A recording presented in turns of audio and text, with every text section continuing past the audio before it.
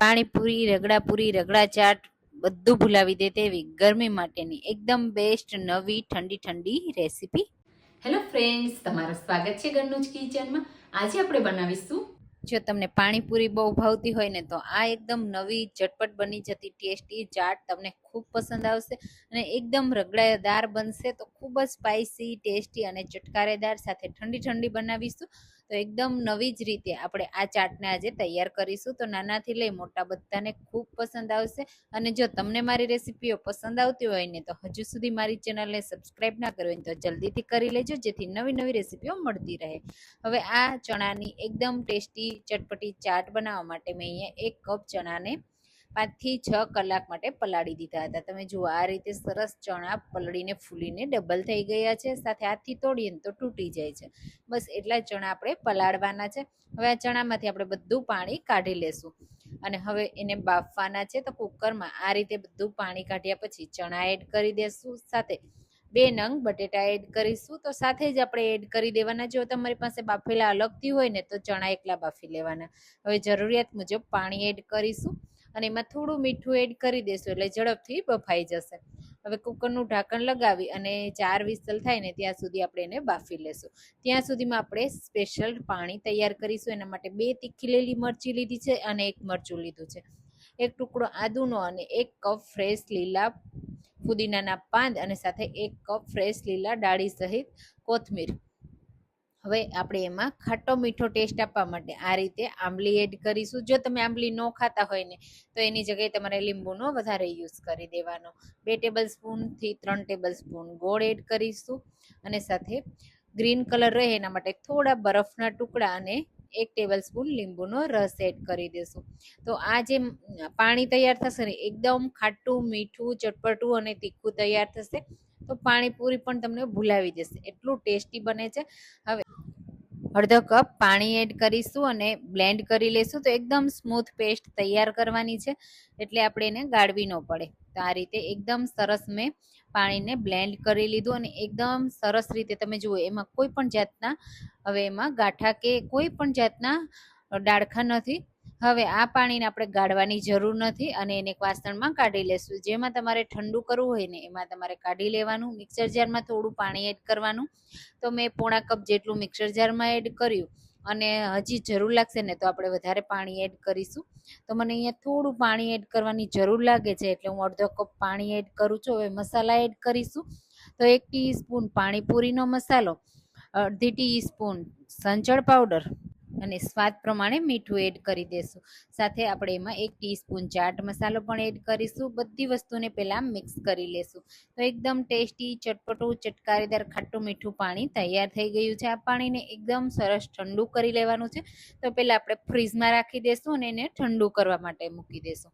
તો તમે આવી ચણાની ચટપટી, ટેસ્ટી રગડા જેવી ચાટ તૈયાર કરી છે કે નહીં મને કમેન્ટમાં કહેજો અને મારી રેસીપી કઈ સિટીમાંથી જુઓ છો એ પણ મને જરૂરથી કહેજો.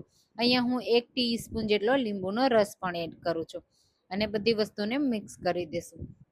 હવે આ પાણીને હું ફ્રીઝમાં રાખી દઈશ. ત્યાં સુધીમાં આપણે ચણા અને બટેટાને પણ ચેક કરી લઈએ. તો 4 વિસલ થઈ ગઈ. કુકરને મેં સરસ એવું ઠંડુ કરી લીધું.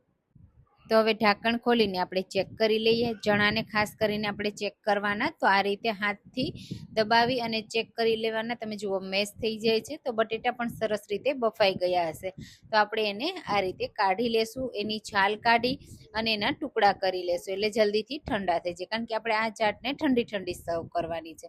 અને જે ચણા છે ને એને પણ આપણે પાણીમાંથી કાઢી લેવાના એટલે થોડા ઠંડા થઈ જશે. સાથે બટેટાના પણ મેં ટુકડા કરી લીધા છે અને હવે એમાં 1 નંગ ટામેટાના પણ ઝીણા ઝીણા ટુકડા કરીશું. સાથે 1 નંગ ડુંગળીના ટુકડા, સાથે આ રીતની કાકડીના ટુકડા. જો કાકડી ન હોય ને તો તમે એમાં દાડમના દાણા પણ એડ કરી શકો છો.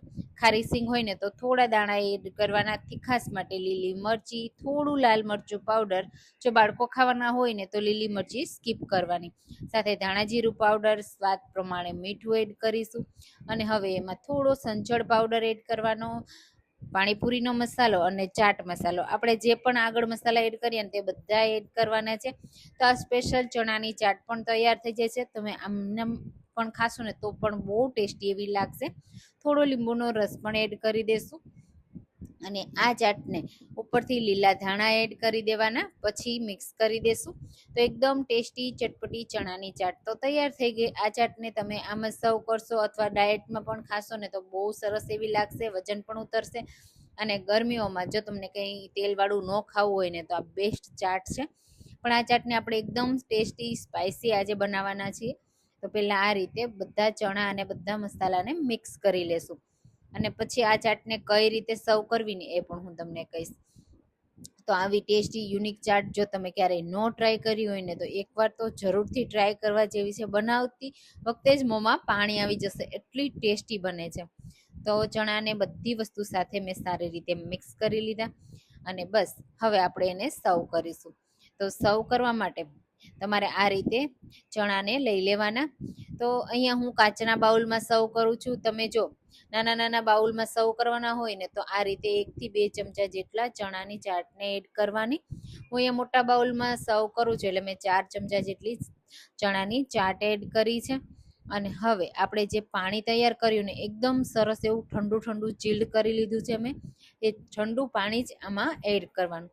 પાણી થોડું વધારે એડ કરવાનું, રગડાની જેમ તમારે ખાતી જવાની અને આ ચાટને એન્જોય કરતી જવાની. તો આ રીતે ઉપર સુધી પાણી આવી જાય ને ત્યાં સુધી આપણે એડ કરવાનું. ઉપરથી થોડા ખારેશીંગના દાણા અને સેવથી ગાર્નિશ કરીશું. કોઈ પણ જાતની ઝંઝટ વગર ઘરમાં જ રહેલી વસ્તુથી એકદમ નવી ટેસ્ટી ચટપટી ચણા રગડાની ચાટ તૈયાર છે. તો આ રેસીપી ટ્રાય કરજો અને કમેન્ટમાં કહેજો કે તમને આજની આ રેસીપી કેવી લાગી. જોતાં જ મોંમાં પાણી આવી જશે ને, નાના બાળકોથી લઈ મોટા બધાને ભાવશે. તો આ રેસીપી ટ્રાય કરજો. રેસીપી ગમે તો લાઈક કરજો, શેર કરજો અને મારી ચેનલને સબસ્ક્રાઈબ કરવાનું બિલકુલ ભૂલતા નહીં. અને આવી નવી નવી રેસીપી જોવા માટે પણ તમે મારી ચેનલ સાથે જોડાયેલા રહેજો.